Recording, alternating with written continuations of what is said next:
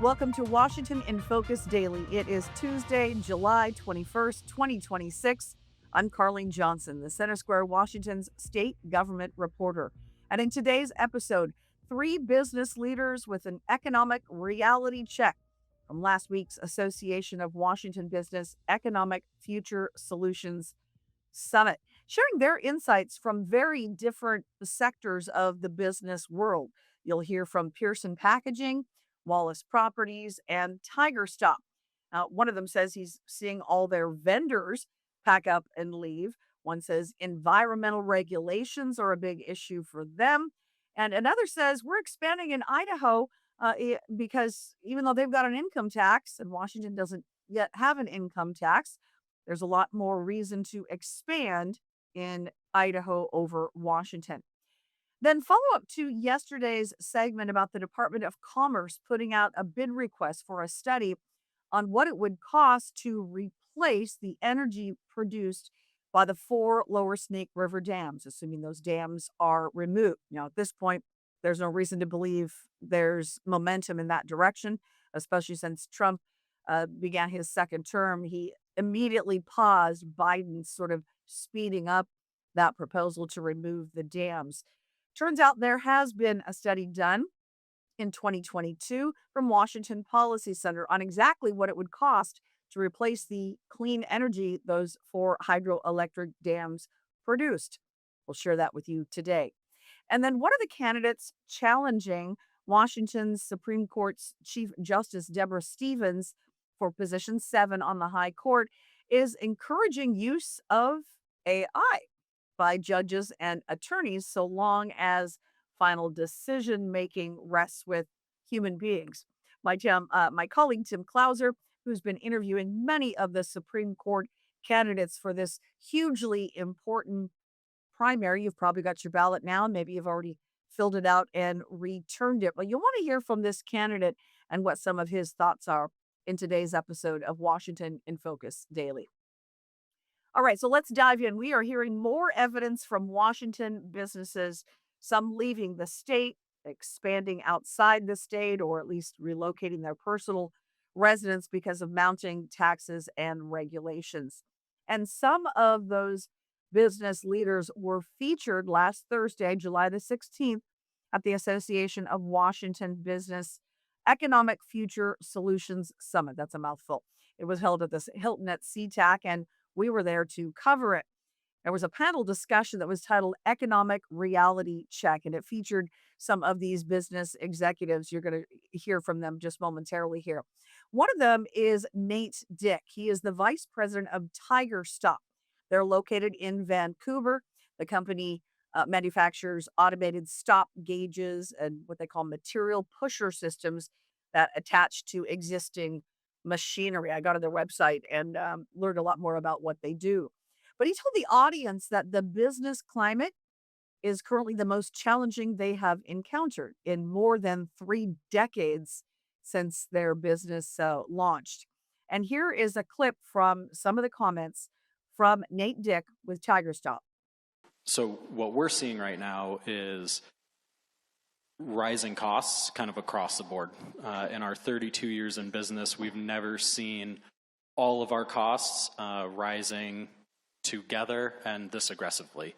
And so what we're seeing is I'm seeing other businesses, vendors of ours, kind of just getting tired and throwing in the towel. I'm seeing business owners either move out of the state, shut down their business, or sell to multinational corporations or venture capital. And I think that that's harmful not just to our economy, but also to our local communities, because these are business leaders who live in their community. And so these are the people who are sponsoring Little League teams and local events through the Chamber of Commerce. And when those people throw in the towel or quit or get bought out, not only is that capital leaving the state, but that's also local leadership that is no longer in that community. And now Mike Sensky, who is president and CEO of Pearson packaging. And he told the crowd gathered at that AWB summit last week that mounting taxes and the pending income tax are among the greatest reasons for their decision to expand into Idaho. Now, they're located in Spokane, so it makes a little bit more, I guess, practical sense for them to expand just across the state line into Idaho. By the way, Pearson Packaging, if you're not familiar, they design, engineer, and build automated end of line packaging machinery. So Mike Sensky started out initially on that stage last week saying the income tax, we believe, some have characterized that as being like the final straw for them because of all the other taxes, whether it's B&O taxes, property taxes, other anti-business taxes in the state of Washington. But he said he believes actually the fact that Washington Democrats pushed through the 9.9% millionaires tax is really just evidence of what else is to come. I found that interesting. I hadn't heard that argument made by many others. So here again is Mike Sensky, President and CEO of Pearson Packaging. We're moving to an environment that has a 5.395% income tax. That's okay because, services require tax dollars, and we understand that. But the state of Washington went from 0 to 9.9 in a very short period of time. And if that still stands up, and the concern we have is as the legislature kind of continues, tilting in the direction that it is as a reaction to what's going on in the federal government, we're really concerned that that's going to continue because that money's spent, that it's going to get worse and worse. And so we see that as the beginning, not the end. For us, things like the estate tax, we're a pass-through entity. The estate tax, there's a lot of machinations that we go through to protect that. We do not want to find the death of a shareholder driving the liquidation of the company to essentially pay an estate tax that was thrust upon us, with little to no notice, on top of what we were planning for at the federal government level, because the person who's going to buy Pearson Packaging Systems is not going to be engaging in stakeholder capitalism, and we can probably talk about that later. They're going to be engaged in shareholder-based capitalism, which is an entirely different animal. Those profits are going to be swept out of the state of Washington to Chicago, to New York, to LA. It's those types of things that harm what I would say small to medium-sized businesses that are really trying to grow, that want to retain their independence, their private ownership, and their mission and purpose-driven reason for really, being an employer. And so those are some of the reasons. So I would say it's that lack of predictability. There's a lot of different things and again, it's the predicted unpredictability, right, that we think we're going to see going forward, and we've started that process to move as a result of it. Now, as previously reported by the Center Square, the Association of Washington Business does their employer surveys. They survey their members, and it was back in May that AWB produced a survey from more than 400 of their members who participated, finding that 24% as of May were considering moving their business out of the state of Washington, nearly triple what AWB had found 16 months prior in their winter 2025 survey of members. So that is a dramatic increase in members, in business members for AWB that say, we may well be looking at the exit doors. That same survey found 18% saying they were developing a relocation plan, and 7% have already secured a location outside the state of Washington. So the number of business leaders looking at moving their personal residence was also one of the survey questions in that spring survey of AW members, and that was 55%.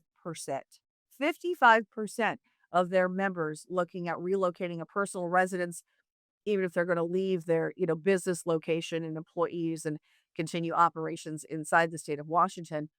Obviously, if they want to relocate outside their personal residence, the state of Washington, it would be to avoid the pending income tax, potential estate taxes, that sort of a thing, capital gains taxes. So that's interesting, and I encourage you to check out our Center Square Washington page for a lot more from that AWB, that little snippet from that conference last week, and more members who were on that stage, more business members that were on that stage are included in my article today. Now, a follow up to yesterday's segment about the Department of Commerce putting out bid requests for a study on what it would cost to replace the clean energy production from our four Lower Snake River hydroelectric dams. They produce anywhere from 7 to 9% of our state's total energy production based on, which study you're looking at and who you ask. Now, the Trump administration put former President Biden's plans to sort of expedite removal of those dams on hold as soon as he took office. So, talk of doing that is really off the table at this point. But taxpayers are still footing the bill for, in case you missed yesterday's episode or my article, an $800,000, again, taxpayer funded study, money that came from the 25-27 budget approved by state lawmakers to fund this Department of Commerce study. So they've got these bid requests out now.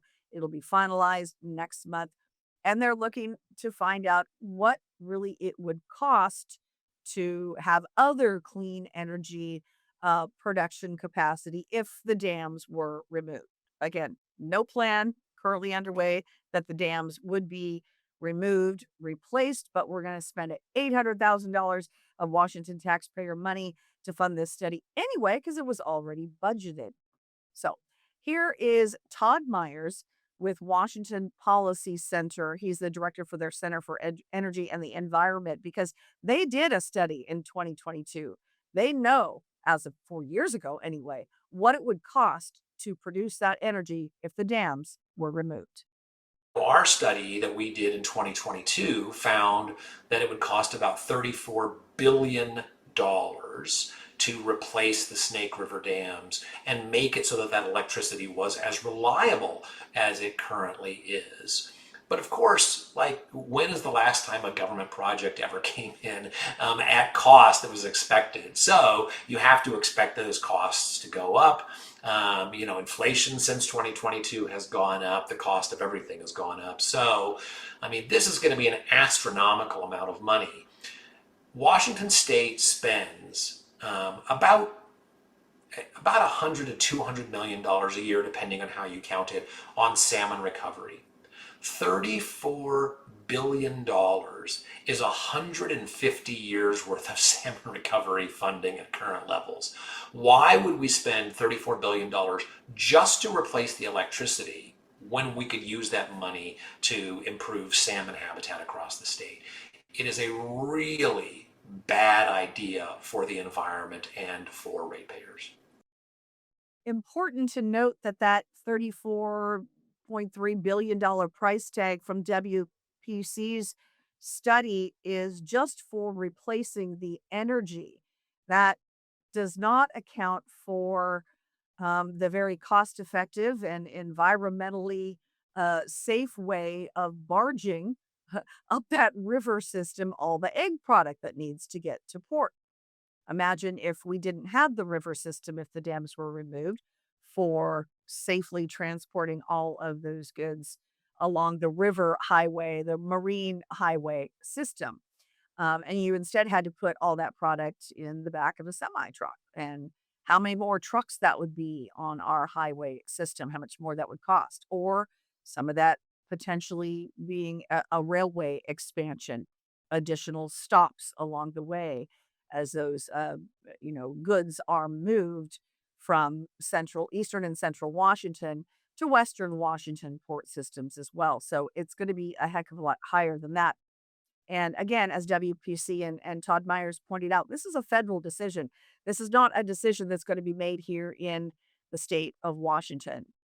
And yet, you, the Washington taxpayer, are on the hook for yet another study, an $800,000 study for someone to tell us what it would cost to produce energy, other clean energy, wind, solar, battery storage components.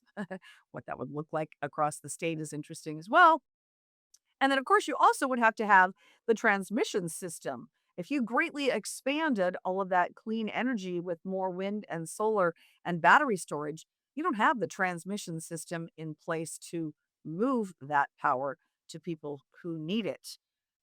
So there are so many other things that are not even in that $34.5 billion price tag that WPC put out, not to mention the fact that was 4 years ago. And we've got inflation, of course, since then, right? So the cost would likely be dramatically higher. And then finally, in today's episode of Washington in Focus Daily, one of the candidates challenging Chief Justice Deborah Stevens for position 7 on the Washington State Supreme Court is encouraging use of artificial intelligence by judges and attorneys. He says, so long as finally the determination that's ultimately made is made by a human being. So, my colleague Tim Clauser, who has been interviewing many Supreme Court candidates at a time when these races have never been more important, with 5 open seats on your primary ballot, you have likely seen some of those races. He has this candidate profile in today's episode. If you want to use your particular brand of AI to write your briefs, I would encourage you to do that. But you need to go and read up on what those briefs say. You need to make sure it lines up with what you believe, because you are going to have to go present those findings or your position in court. You're not going to be able to take your chatbot with you. But yes, you need to be prepared. You have to check your sources. You have to read the cases. There's no substitute for that. And it's almost, I don't really see much difference. When you really think about what AI is, right? All it is autocorrect. At the most fundamental principle, right? Autocorrect was taking a couple of characters and trying to predict, or text prediction, predict what the next things were going to be. And so fundamentally, that's all it is. It's just an autocorrect. And so if you are an attorney doing this, you need to go in and you can go ahead, let AI go do all that work for you, but go out. You need to check the cases. You need to make sure that you're confident saying the words that you're going to say on paper and signing it. That's your name. Your bar card is always on the line. You still have ethical responsibilities, right? Like, for example, like I can't just cite to cases that don't exist. There's a rule that says that I even have to cite to the opposing arguments, right? So those rules still exist. I believe you can easily incorporate AI into your practice and still comply with the rules of professional conduct as written. There's no excuse for any lawyer using AI and not checking its work. There's every excuse, and it's totally justified for a lawyer to exclusively use AI in their work, properly check all the sources and all the information in that brief, and then submit it to the court. Absolutely 100% acceptable. And I would be hard pressed to find any judge to disagree with that. Now, Washington State's midterm primary election is 2 weeks from today, August 4th, the deadline to get your ballots in. Of course, you've probably already received those in the mail. If you haven't already, they will be coming today or tomorrow for certain, and you want to get those filled out and mailed back. And I would encourage you to check out my colleague Tim Clauser's many articles published on our The Center Square Washington page, because he has done more in-depth candidate profiles, candidate Q&As with many of these candidates for those 5 open seats. There are some of these races have 4, 5, 6 candidates that are running. All those going to be narrowed down to the top 2 vote getters based on the primary. So if you haven't had a chance to familiarize yourself with some of these candidates, check out Tim's coverage. I'm a little biased, of course, because he's my colleague, but I think that his reporting and his candidate profiles have been unmatched by any other reporting here in the state of Washington leading up to this all important primary election. He will continue to cover the candidates once the primary is narrowed down to 2 and we're moving toward the November election. So that's it for today's episode of Washington in Focus Daily for this Tuesday, the 21st of July, 2026. Thanks as always for watching. Check out our Center Square Washington page and like and subscribe to our podcast here at Washington in Focus Daily. We'll see you tomorrow.